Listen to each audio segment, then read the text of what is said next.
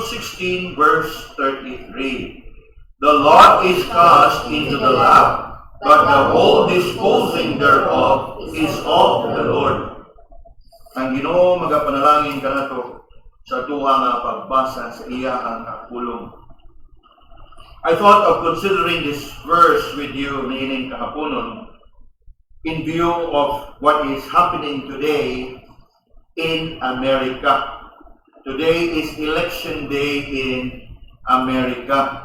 And what is really interesting is early today in the morning while having our classes at GBI, in the course of our discussion about righteousness, about holiness, about the wisdom of God,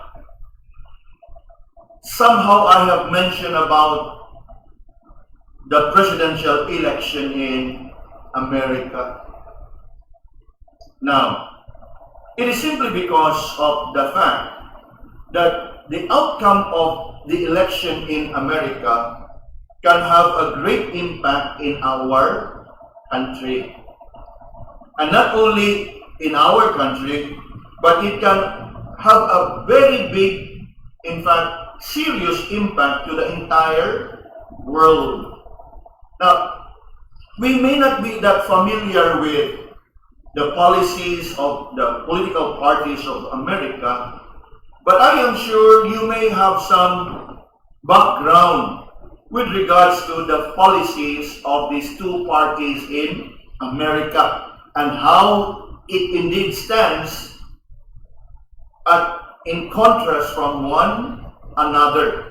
That whosoever would indeed win would make a great impact dili lang sa ilahang kaugalingon nga nasod, but also would affect other countries like us. And somehow, while we were looking at all this, all of a sudden, one of the students said that he mentioned or she mentioned one particular candidate na si kuanay ni daog pastor. Now, of course, I would rather not mention the name of the candidate because after all, we are not into politics. Okay? But what I'm trying to say is this. Yes, one of the students say that this is a particular candidate who won.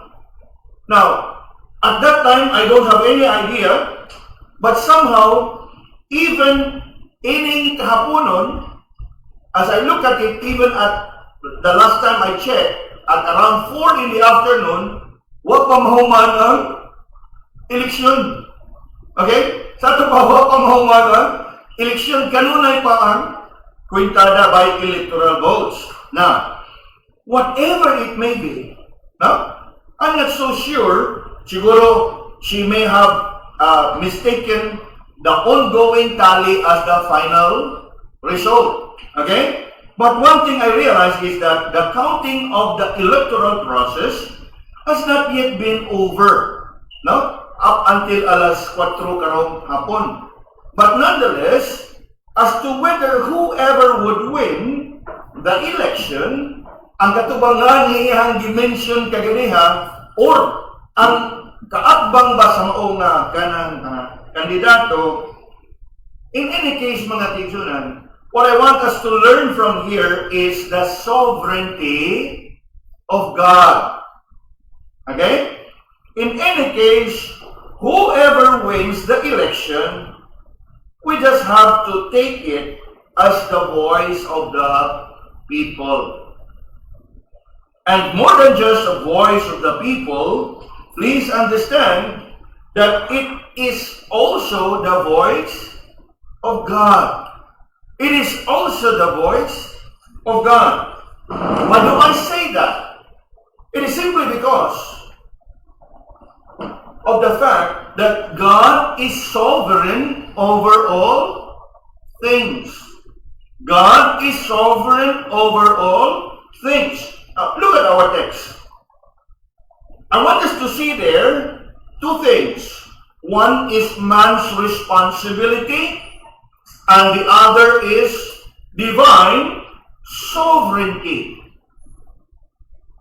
First part tells us of man's responsibility. And what is the responsibility of man?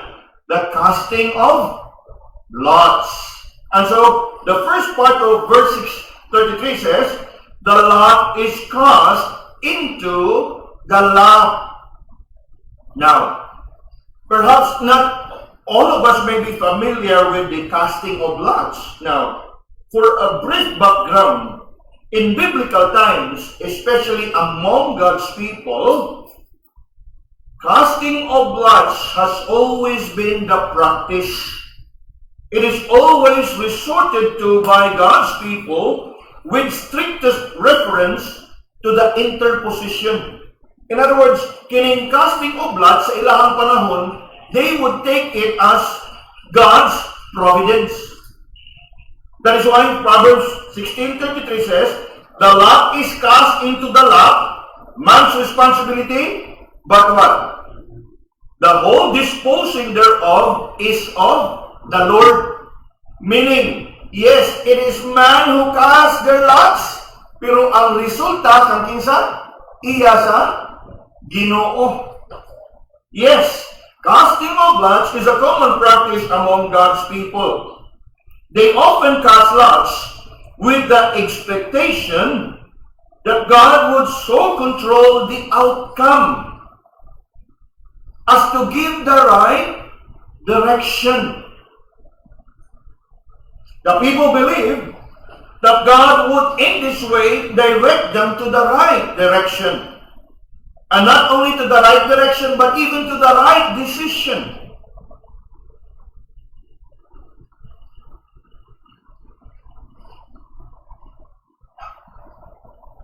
Please be ready to open your Bibles to various verses to give you an example. For one, turn to Proverbs 18 and verse 18. Now, please be quick. Proverbs 18 verse 18, it says, the lot causeth contentions to cease, and parteth between the mighty. Now, kung sa ito makita diha, kung naay mga panaglalis, o adunay mga panag-ilog, how will they resolve the issue? Casting of lots. And both parties would acknowledge o unsay resulta sa casting of lots. That's why it says, the lot causeth contentions to cease. In other words, ang usa ka issue nga dili na lang ma-resolve, they will go for casting of lots. O unsay resulta diha, and they will take it as it is, as that of gikan sa Ginoo. So meaning, in the olden times, in biblical times, controversies and issues are often resolved and settled by the casting of lots. Tanawa yaw, and parted between the mighty. In other words, in situations ganit gid mo magdaog kay naa inyong gibarugan, because both parties are mighty, okay, let's cast lots. And the casting of lots, ang resulta niya na they will take it as final. Because during those times, they acknowledge it as God's voice. What about? And that explains what verse 33 says of Proverbs 16. The lot is cast into the lot, but the whole disposing thereof is of the Lord. Now, move on to Leviticus 16 and verse 8. In Leviticus 16 and verse 8,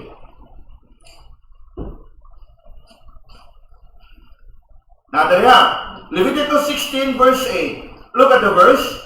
And Aaron shall cast lots upon two goats, one lot for the Lord, and the other lot for the scapegoat. You know, in the Old Testament times, especially pertaining to offering of animal sacrifices, there is one that is offered unto the Lord, and one that would be the scapegoat that would bring and carry with that scapegoat our sins. And how would Aaron choose? He cannot choose it according to his preference. He would have to cast lots. And whatever the lot would say, that he will take as of the Lord. So, makita nato diha mga kigsunan, that casting of lots is indeed a kind of a practice nga gi-acknowledge sa katawhan sa Ginoo sa ilahang panahon. Gani mga kigsunan, if you are familiar with the partition and the sharing of the land of Canaan among the 12 tribes, you would realize that it was done by the casting of lots. Now turn your Bibles to the book of Numbers this time. Numbers 26. Numbers 26. Numbers 26, looking at verse 55 and up until verse 56. Nanagariya. I hope you can turn your Bibles quick. Ingon dia verse 55, notwithstanding, the land shall be divided by lot. According to the names of the tribe of their fathers, they shall inherit.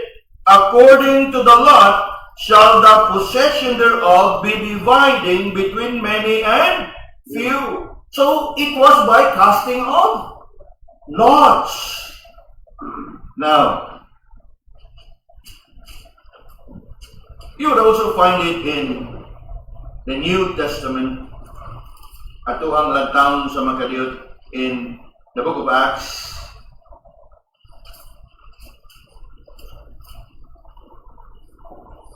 Chapter 13.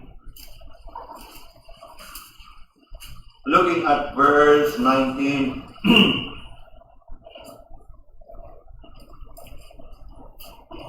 This is actually a parallel passage of what we have just read in the book of Numbers. Dinhi gisaysay ni Apostol Pablo ang history sa Israel. And what did Paul here say? Acts 13 verse 19. And when he had destroyed 7 nations in the land of Canaan, talking about the Jebusites, the Canaanites, the Perizzites. Okay? Now, and when he had destroyed the 7 nations in the land of Canaan, look at this. He divided their land according to them by what? By lot. So, atong makita diha, nga alam sa mga katawhan sa Israel kaniadto, ang casting of lots is something that is sacred. Sacred in a way na unsay outcome niya na, they will take it as of the Lord. For obviously, it is of the Lord who commanded them to cast lots. Now, let's continue mga kaigsunan. Casting of lots is so important a practice among God's people in biblical times. Gani kung atong mainumduman, in the New Testament, particularly in the Gospels, the Roman soldiers casted lots as to whoever would have the garments of the Lord Jesus. Remember? They casted lots. They could have fight over it. They could have ingon pa nato, they could have settled the matter sa kanang ingon nato pakusganay o paisugay. But no, they resolved the matter by casting on lots. And so, somehow atong makita diha nga casting of lots is common na practice among God's people in biblical times, okay? In biblical times. Nga naman, because it was what the Lord commanded them to do. It was what God commanded them to do. You shall cast lots. Nabasa na ito ganiha in the case of Aaron sa iyahang pagpili, which goat would be offered to the Lord and which goat will be the scapegoat. He was commanded to cast lots. When he could have taken the what? Freedom, the liberty to choose. O kanila kay murag karang-karang dagboy. O kanila kay bati og dagboy. No. It needs to be what? Casting of lots. The same way, when God's people have fought 7 nations, we read in the book of Acts. We also have read in the book of Numbers. God commanded them that they will divide the land by what? Casting of lots. This is indeed interesting, nga naman, because even in a simple act of casting lots, God's people can determine God's decision. Okay? God's people can determine God's decision. And that is what we read in the second part of our text, Proverbs 16 and verse 33. The lot is cast into the lap, human responsibility. But look at the second half. But the whole disposing thereof is of the Lord. In other words, ang resulta niya na iya sa Ginoo. And that is why, as we reflect upon, yes, ang tutkaroon mura ko pang gyapon human ang resulta. Although, as I have said, somebody from us, kaganiya sa klase, mention one particular name na ang other candidate na ini, daog. Pero up until now, I don't know, last na kong gitanaw, alas 4, it's still ongoing. Ang counting is still ongoing. So, whoever wins, okay, again, as I have said, I don't want to mention names and I don't want to mention political parties. But nonetheless, whoever wins, it has a great impact not just to their country, but even to our country and to the entire world. Okay? So, meaning, o unsa man gani resulta, o kung kinsa man gani mo daog, bisan og ang nidaog dili ang gipaboran sa sa mga katawhan or dili ang particular kandidato sa usa ka tao, they just have to take it as the will of God. Nga naman, it will bring us back to the doctrine of the sovereignty of God. Nga kung ato ning ubaron rong Proverbs 16:33, that the lot is cast into the lap, but the whole disposing thereof is of the Lord. Yes, the people cast their votes, but the winner is of the Lord. Are we following? So, in this one verse, you would find the human responsibility and the divine sovereignty. Okay? Now, look again. The lot is cast into the lap, but the whole disposing thereof is of the Lord.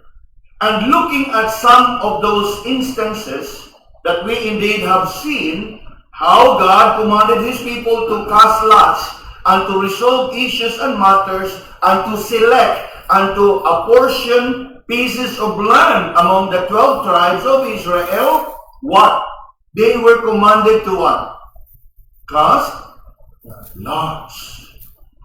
Meaning, mga kaigsunan, even in simple act of casting lots, nga mo'y gigamit sa Ginoo sa pagpadayag sa iyahang desisyon ngadto sa katawhan, people honored it. Remember, contentions cease. In the casting of lots, contentions cease.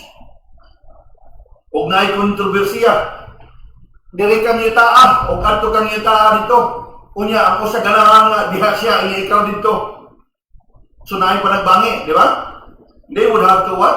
Cast lots. And whatever the outcome of the casting of lots, that is to them final. Nakuha na ito mga igsoon?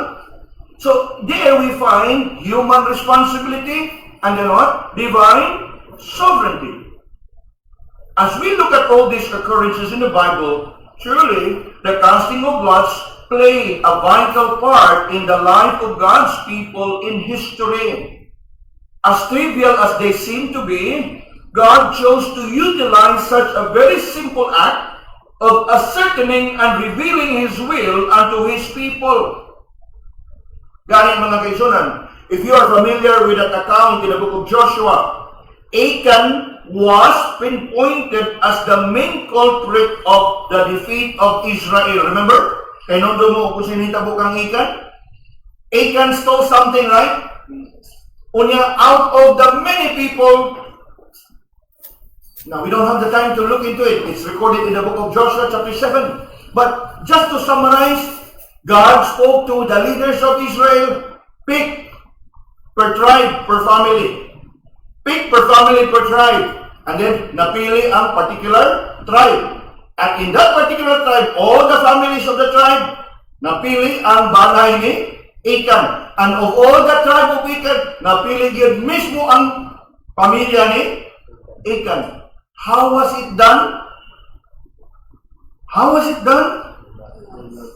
Casting of lots.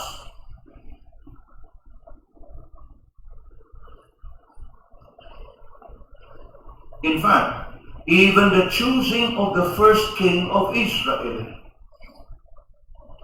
so it was done by casting of lots.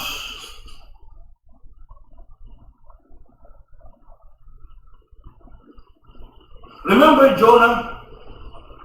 When he was on a boat, and all of a sudden there was strong wind and strong waves, how was he identified?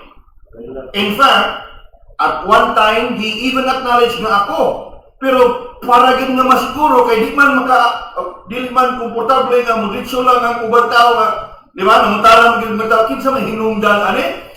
Kaya ningon din siya nga ako, pero wag gid mutuwa mga tao, so they cast lots. Kunya, nasayok ba ang casting of lots?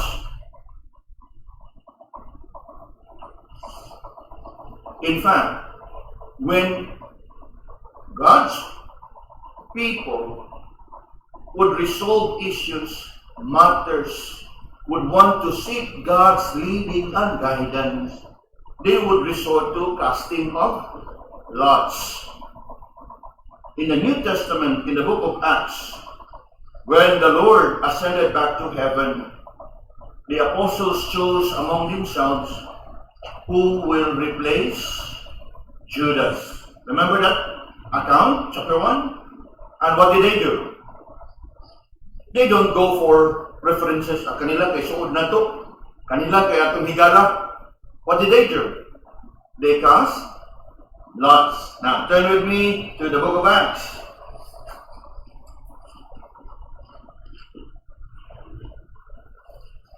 Acts chapter 1.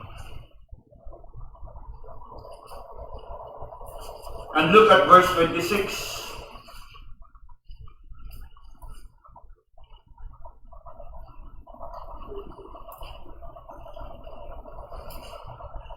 Ingon diha. Acts chapter 1 and verse 26. Maybe we read for a while. Verse 23. And they appointed two, Joseph called Barsabbas, who was surnamed Justus, and Matthias. So mo din ilang napilian nga duha nga ilang i-consider. 24. And they prayed and said, Thou, Lord, which knowest the hearts of all men, show whither of these two thou hast chosen, that they may take part of this ministry and apostleship, from which Judas by transgression fell, that he might go to his own place. Look at verse 26 now. And they gave forth their lots. Now, in other words, they cast lots. O sa tukaw pa ni karon daw sa mga na ay secret baluting nga nagsuwat sila kung kinsa ilang pilion, nga wa sila magsabot-sabot, they just put it there. And kung sa'y outcome, they take it as from the Lord. Are you following? Now, look closely in verse 26. Acts chapter 1.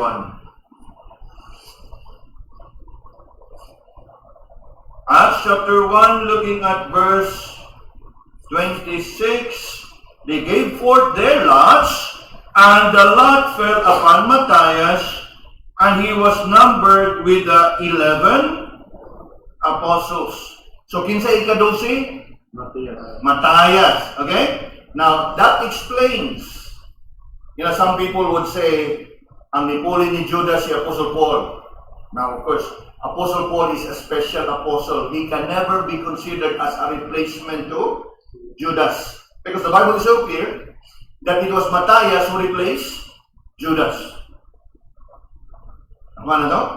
So, it is not right na ato ang isipon si Paul as a replacement or a substitute to Judas because he is a special apostle. Kaya ang qualifications ilaha din those who have been with us, those who have seen the Lord, even so witness to the Lord's resurrection. But anyway, as you can see in there, how did they do it? Casting of lots. Now, in all these instances in the Bible that I have brought to your attention, we cannot underestimate nor undermine the practice of casting of lots. Kaya niadtong panahon na, mao'y gitakda sa Ginoo nga pamaagi para makumpirmar ang iyahang kabubuton. Akong masugod ha, niadtong panahon na. Now, of course, kung sa tuwa pa karon, of course, the Lord never commanded us nga, sige, pagpatay hari mo diha, o simba ko dili. It's no longer about that, right? Because naman, karon, the scripture is complete. We can ascertain so clearly, so fully, what the will of the Lord is. Okay? But just the same, the principle is applicable to us. Now listen carefully. We cannot undermine the practice of casting lots and the role it played in the lives and the affairs of men. And this is now what we call the providence of God. The providence of God working in the life and in the affairs of men. It is God's way of governing and ruling over all His creation. It is God's executing His sovereign decree. Now listen carefully. It is God revealing His sovereign decree. Now, please understand that as far as God is concerned, He has what? Revealed will. What is that revealed will? It is the will of God revealed to us in the Scripture. Okay? Now, there are wills of God that is not revealed in the Scripture. Decretive will. All the will of God sa ato ang mga kinabuhi is not revealed in the Scripture. Are we following? But in our everyday life, God has His purpose and plans for us. And that is what we refer to as decretive will. All that will happen in our everyday life, it did not happen by chance. We know that. And it's not recorded in the Bible. And how would we call it? Decretive will. Revealed will, the Scripture. But there are what we call decretive will. Remember, nothing happens by chance. So meaning, everything that happens is under the will of God. But all these things is not recorded in the Bible. Are we following? So that is what we call decretive will. Ngayon, it's not included in the Bible, but it still falls under the will of God in His eternal decrees. And what are God's eternal decrees? God's eternal decrees, they are His plans and purposes from eternity that He had purposed and determined to accomplish ato ang mga kinabuhi. And this decree of God, or what I refer and call as decretive will of God, this is what we call His providence. Sa iyahang paglihok sa ato ang mga kinabuhi sa kada adlaw. And so, having said that, ngayon ganitag decretive will or the providence of God, it will refer now to God's governing and ruling over all the affairs of His creation. God's governing and ruling over all the earth and over all His creation. I give you 1 Samuel chapter 2,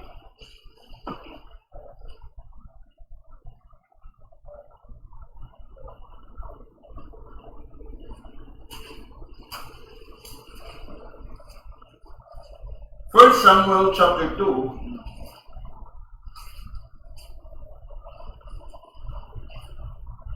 verse 6 to 8. Ingon diha, the Lord killeth and maketh alive. Na mo diha? He bringeth down to the grave and bringeth up. The Lord maketh poor and maketh rich. He bringeth low and lifteth up. Verse 8. He raiseth up the poor out of the dust and lifted up the beggar from the dunghill, to set them among princes, to make them inherit the throne of glory. For the pillars of the Lord of the earth are of the Lord's, and He had set the world upon them. Kung sa itong nakita niya, kung atong sumadahon in one passage in the book of Psalms, promotion is of the Lord. Nakuha na to?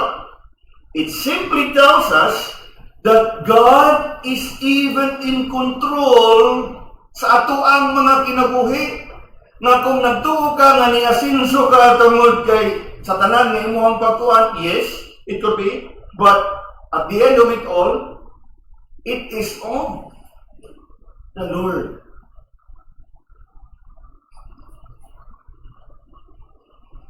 Meaning, God's sovereignty covers and rules over nation and people.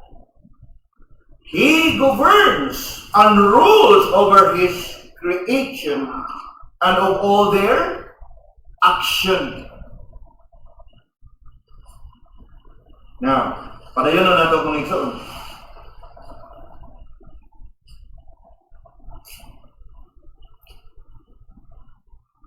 In Daniel chapter 2,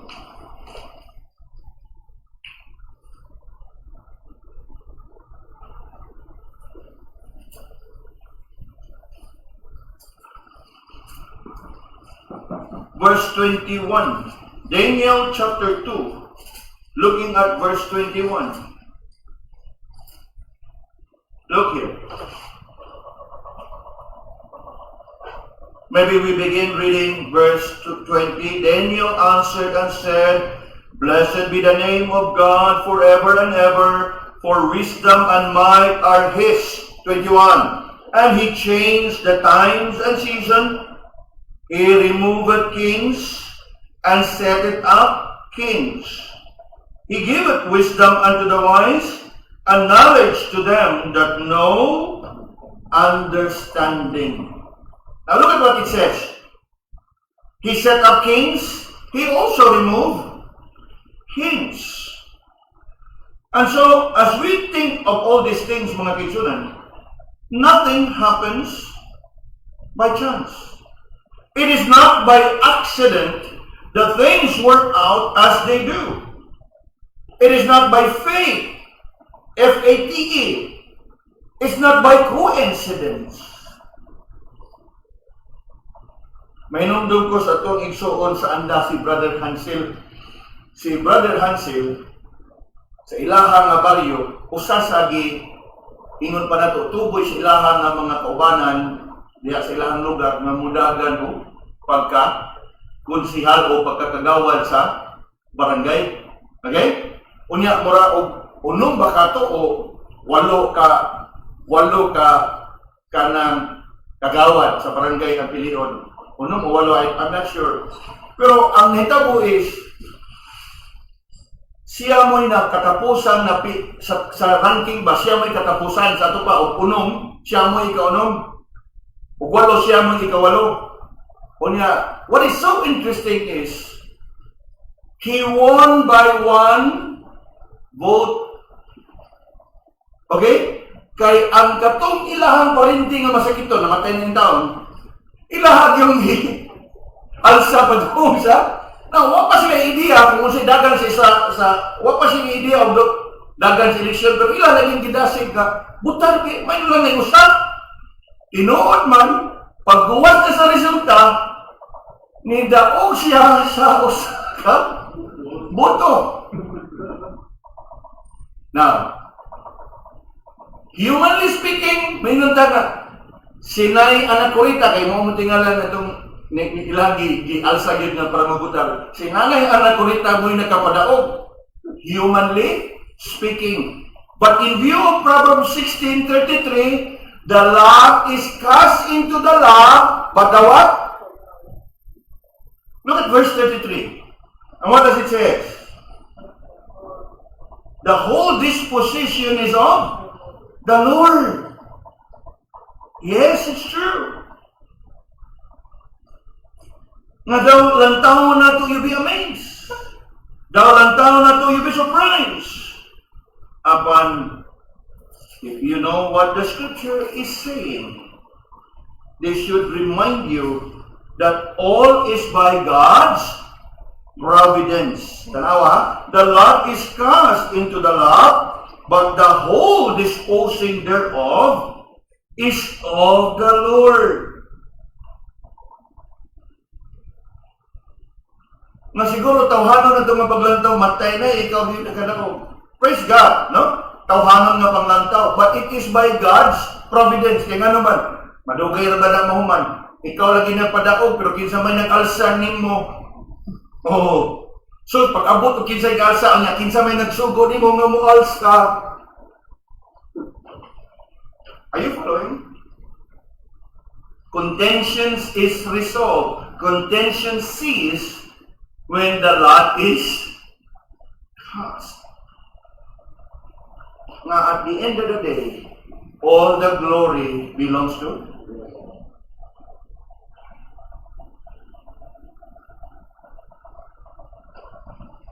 Now, having considered these things, mga Christians, this is something we need to understand. No? That God is in control over all the affairs. Nothing happens by chance. Now, ganit, if you can look quickly, no? Still on Proverbs 16, but look at verse 1. Proverbs 16, looking at verse 1. Ano siya itong makita niya? The preparation of the heart in the man, the answer of the tongue is from the Lord. Meaning, you can prepare all that you want.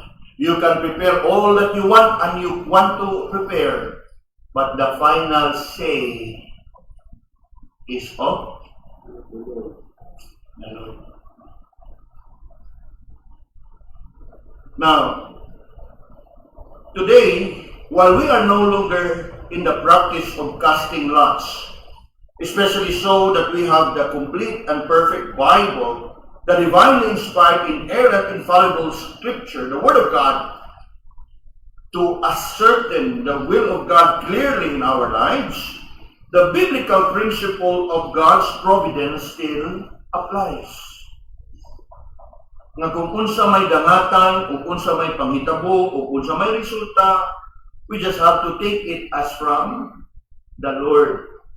Okay? We just have to take it as from the Lord. Somehow, kaganiha, our sister has mentioned the name of the candidate, which happened na, oh, maayo, wala, no? Because that is how I reacted. But as I look at ang dagan karon sa Escrutinio, it is anybody's ball game. Posible nga ang kaatbang mo daog. But then again, og ang kaatbang mo daog, dili ang katong nahisgutan nga ngalan kaganiha, I would have to take it as it is, nga katuyuan o muugi kabubuton sa Ginoo. Are we following? So, we need to have a scriptural view of things. And this is what we need to understand here. No, talking about the sovereignty of God. Nga naman, sa rin mga kaisunan na tungod kay siya ni Daog, maayo siya nga kandidato. No, it's not about that. It's not about that. It's all about the purpose of God.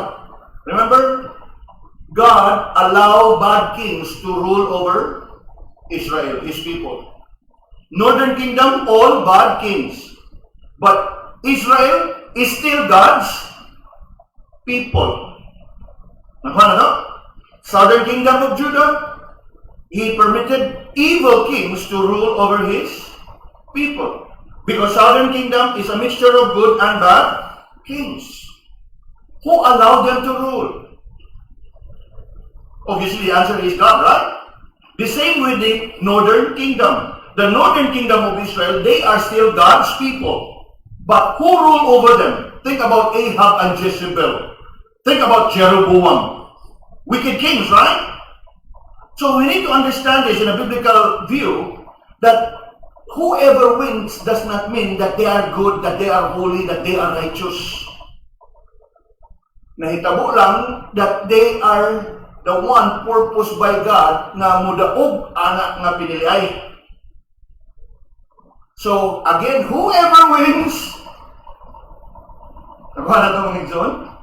Now, of course, humanly speaking, ganahan kita nga ang ato ang kandidato maoy, mudaog. Pero if you are a Christian and a serious student of the Bible, dili ang imong kabubuton matuman kung dili kang kinsang kabubuton. So you have to what? Submit your will to God's will. Na siguro ang kaninyo nga nagadumog kaganiya nga akong reaction ngayon nga i-comfort naman siguro ni Pastor Iyahan Kaugalingon. Kaya huwag takilid man. No. We just have to take it as it is. Kaya lagi, it may be an election in America, but the impact, mapilta, apektado ta. But then again, sa diha nga, mo rin na-intriga ko, so I thought about, might as well consider this subject tonight. That at the end of the day, you know, it's not about the other one is a good guy compared to the other one. At the end of the day, please understand that God has His own purpose. Meaning, tungod kay og kanang kandidatuha mo ni Dao, that does not automatically mean that he is pure, holy, and good in the eyes of God. Remember, God raised up kings like Jeroboam, like Ahab, to rule over his people. In fact, in many instances, he permitted his people to be enslaved to what? In the early part of the Bible, they were under Egypt, a pagan, wicked empire. Eventually, when they entered the promised land, they sinned against God. The Lord permitted them to be held captive for 70 years under the Babylonian Empire. Now, at that point of time, you can be sure that God is accomplishing His purpose through the wicked king of Babylon. You can be sure that God is accomplishing His purpose through the wicked king Nebuchadnezzar. Nakuha na to? If you have been following the history of Israel, God ordained that they will be sent for what? Captivity for 70 years. Klaro gina. Then after 70 years, I will bring you back. Meaning, nahuman ang ilahang katuyuan na ako nila. Okay, balik mo dito. So we need to understand, yes, makasabot ta sa ato ang mga higala o mga amigo karon nga to sa Amerika nga pabor aning kandidatuha o nya dili atong pikas o nya nga pildi. Kaya sa tuwa pa na away pildi kay natikasan. Ako na itong mention. God is sovereign. He rules the kingdom of man. He so orders everything in a way that it accomplishes His purpose. And so, as we think about what is happening, I'm not so sure of nahuman na magigkaroon kay ang katapusan kanya, ang ilahang mga dito, they go by electoral votes. Unya, ang winning point is 270. Ganiha, last na kong itanaw, ang Democrat Party is like leading o gamay, 238. Unya, ang the other side, Republican, which is Donald Trump, murag na apas mga 213, 14, pero murag City, apas. No? Whoever wins, we may not be comfortable sa okay sa mo daw, which side you take. We just have to take it as from the Lord. Grow and mature in your understanding of things. Dili sa tanang higayon nga ang padagkon sa Ginoo good, holy, and righteous. Because there has been many occasions that God, especially in the Bible, permitted His people to be under the reign of wicked kings. Kuha na itong reason? Many instances. And I am sure they did not end up there in the throne by chance. Because God is sovereign. The fact that they made it to the throne, He allowed yun na siya sa, remember, Daniel said, He removed kings and He set it up kings.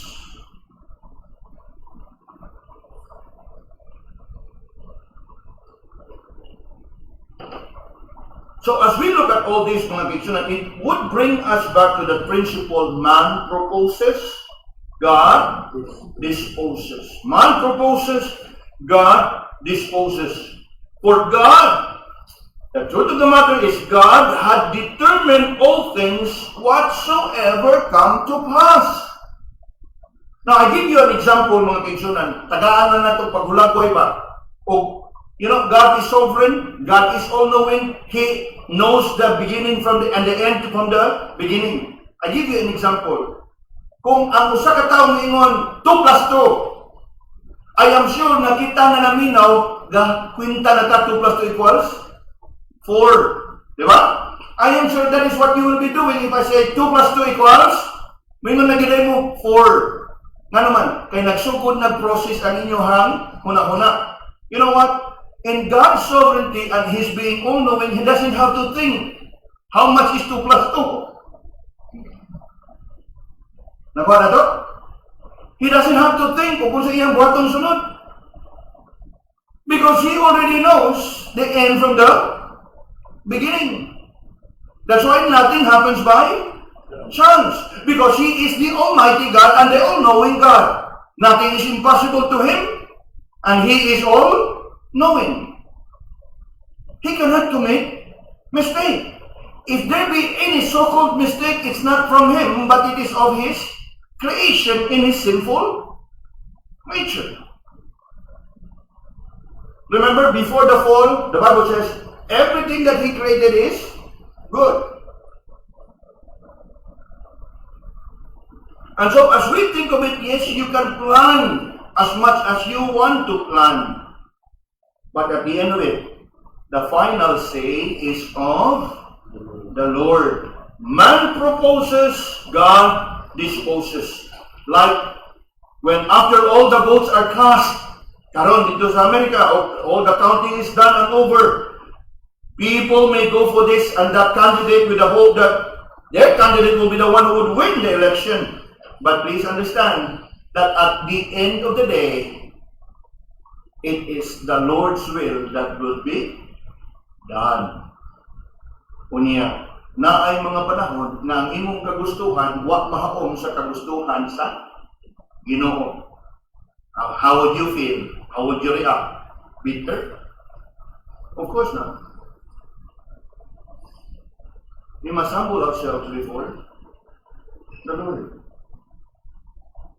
Yes, we know, no? We are not expert in this, but we somehow have some idea what this political party stands for and what this political party stands for, and somehow we have our own personal preference. But in any case, that the one who would win is not the one that we are in favor of, we just have to take it as. And so, looking at all these mga kitsunan, few things. In view of all that is happening at this time, We need to understand and learn these few things. Una, whatever outcome of the election, realize that it falls under the decrees of God. It falls under the decrees of God. Now, there are many passages na to ang malantawan ani, but I just would like to bring you to one or two. Psalm 135, and verse 6.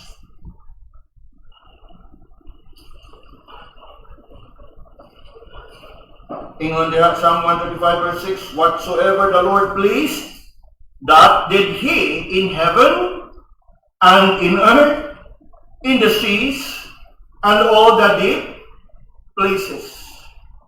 So whatever it is that pleased the Lord. Psalm 33. Quick, Psalm 33. Looking at verse 9 and up until verse 11. Look at this. Verse 9. The Lord, for He spake, and it was done. He commanded, it stood fast. The Lord bringeth the counsel of the heathen to naught. He maketh the devices of the evil of none effect. 11. The counsel of the Lord standeth forever, the thoughts of His heart to all generation. Now, yes, sama sa ako ang hatag kaninyo kaganihan ng pagbulag-buhay while we are still trying to process the 2 plus 2. Automatic na ng answer. Actually, we are analyzing, right? The Lord did not analyze because God Himself is the all-knowing God. And so, with this mga kaisunan, whoever wins the election, especially so when it happens to be the other party, other than what you prefer, we have to take it as the will of God. We have to take it as the will of God. Though, as I have said, it does not automatically follow that His will also would be His choice.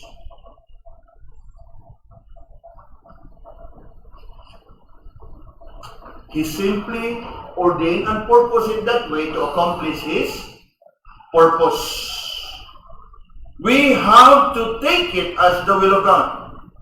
We have seen it in biblical history, how the Lord permitted wicked empires and kingdoms like Egypt, Assyria, Babylonia, even the Persian Empire. They are all wicked kings. Remember? Yet amazing is how the Lord can even use them. Remember, when the people were in the Babylonian captivity, they were under what? Nebuchadnezzar, Darius, wicked kings, until the time of King Cyrus.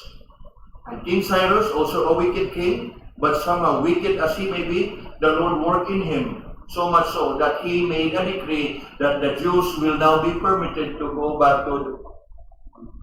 What does he tell us? God is sovereign. He is in control even in the heart of the wicked king. And again, sa tuwang paglantaw in all the affairs of life and in all that is happening, we just have to what? Take it as that of the Lord. Lastly, mga kinsunan, whoever would win the election, of course, we are not directly involved kay dili man nato ang nason, but somehow we have our own personal preference. Now, according sa our own wisdom. But whosoever wins, we just have to recognize it. Na kanang tao nga naaron diha, gitagda niya siya sa Ginoo. Ang tao nga mupuli ana niya, you can be sure nga gitagda ko na siya sa Ginoo. Di man pwede nga ikaw ray itagda. Napanan daw nito? So we need to have a balanced biblical view of things. And in fact, if you can turn your Bibles for a while, Romans 13. Romans 13. Look at what Romans 13 says. Romans 13 verse 1. Ingon diha, let every soul be subject unto the higher powers, For there is no power but of God. The powers that be are ordained of God.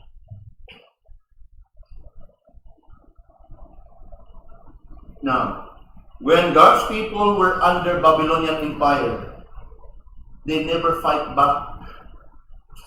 Wa silang mo rebuilding, naging away.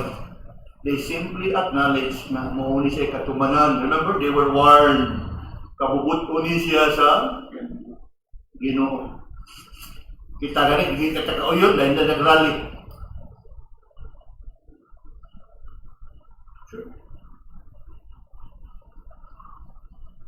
Hindi ka takauyon dahil na nag-yaw-yaw sa Facebook.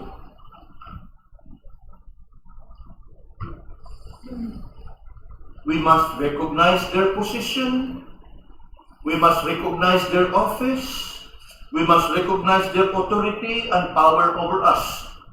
Because Romans 13 verse 1 tells us na kanang mga tawhana, di na sila makalingkod diha kung wa i-ordain o gitugot sa Ginoo. So, challenging them and going against them is very much like challenging or going against, expressing your dislike sa katuyuan o sa kabubuton sa Ginoo. And so, in the midst of all this, mga kaibigan, we take comfort and must take comfort in the fact that God is still in control, that He is sovereign and He rules over all the affairs of men. And so, bisan tuod og dili na ato ang nasod nga election, whosoever wins the election, it may be difficult for some to accept, especially if it is not their candidate. There is no alternative. We just have to take it as God's decree, God ordained, and God's will. Kaya lagi, if you know very well the doctrine of God's sovereignty, that nothing happens by chance, you should know that whoever wins this election falls under the decrees of God.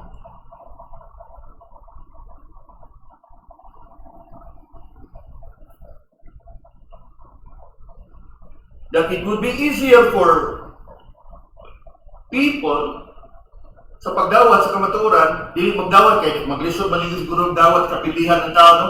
Sa pagdawat sa kabubuton sa Ginoo.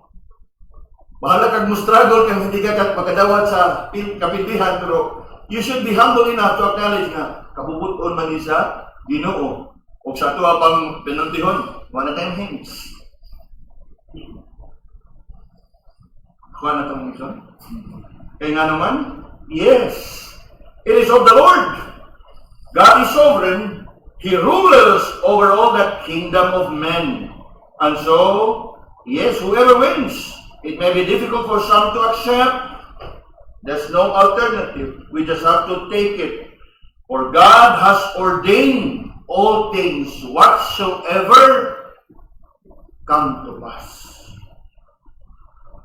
And with that, mga kaibigan, I hope na nalantawan na ito o nakalantaw po ka even sa tuwang kagalingon na Ginoo. We just have to submit ourselves and yield ourselves to the sovereignty of God.